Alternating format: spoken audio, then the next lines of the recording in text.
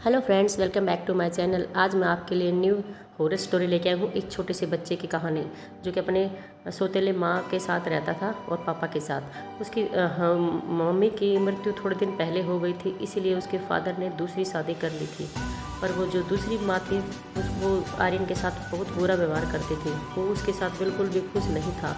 वो अपनी माँ को बहुत याद करता था, पर क्या कर सकते हैं, जाने वाले को कौन ला सकता है। वैसे उसकी जो सौतेली माँ थी वो अच्छा बनने का नाटक करती थी, पर रियलिटी कुछ और ही थी। वो उसको पीटती भी थी और उसको ज़बरदस्ती काम भी करवाती थी। कई कई बार तो वो इतना परेशान हो जाता कि अपने दोस्तों के साथ जंगल में जाके बैठ जाता था। एक बार क्या हुआ कि वो इतना परेशान हो गया कि रोते रोते सो गया और रात के सपने में उसको अपनी मम्मी दिखाई दी और उसकी माँ आज बोल रही है कि ऐसा लग रहा है कि उसकी माँ उसके पास बैठी है और वो उसकी गोद में बैठा है और उसको सहला रही है। तभी उसको एक परछाई दिखाई दी अपनी माँ के अपने मतलब बेड के पास। तभी उसकी माँ ने उसको सांत्वना दी कि बेटा तुम सही रहो, मैं तुम्हारे साथ हूँ, अब तुम्हारे साथ कुछ भी बुरा नहीं होगा।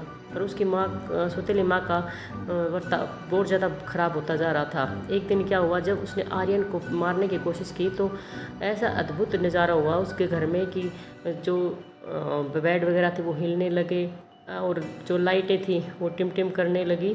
तो इस वजह से और उसको एक परछाई दिखाई दी। तब उसको एहसास हुआ कि यहाँ पे कुछ न कुछ तो है, तो इसलिए वो डर के वहाँ से भाग गई। क्योंकि वो जो आत्मा थी, जो आत्मा उसके लड़के की माँ की थी, अब वो लड़का सुरक्षित हो गया था। क्योंकि जब भी उसकी माँ सौतेली माँ उसके साथ गलत व्यवहार करने की कोशिश करती, आर्यन की असली माँ प्रिया उसको बचा लेती थी। ऐसे ही सिलसिला कई दिनों तक चलता रहा। पर जो उसकी सौतेली माँ थी वो बहुत तेज़ थी।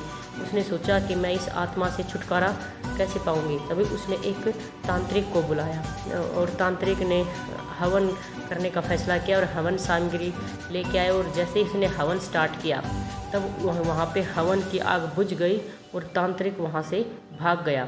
और तांत्रिक ने सविता को चेतावनी दी कि उसकी माँ प्रिया वापस आ गई है आत्मा के रूप में और वो तुम्हें नहीं छोड़ेगी, इसलिए तुम लड़के को अच्छा व्यवहार स्टार्ट कर दो, अदरवाइज़ वो भी तुम्हें भी ले जाएगी। तो इस वजह से सविता सुधर गई और उसने आर्यन के साथ अच्छा व्यवहार करना शुरू कर दिया। और जैसे ही सविता ने अच्छा व्यवहार किया आर्यन के साथ, प्रिया इस बात को देख के बहुत खुश हुई। और जैसे ही उसने अपने बेटे आर्यन को देखा कि वो खुश है, तो उसकी आत्मा को भी शांति मिल गई। अब सविता और आर्यन दोनों साथ रहते हैं और बड़े प्यार से रहते हैं। तो चलिए दोस्तों, thanks for watching, bye and take care.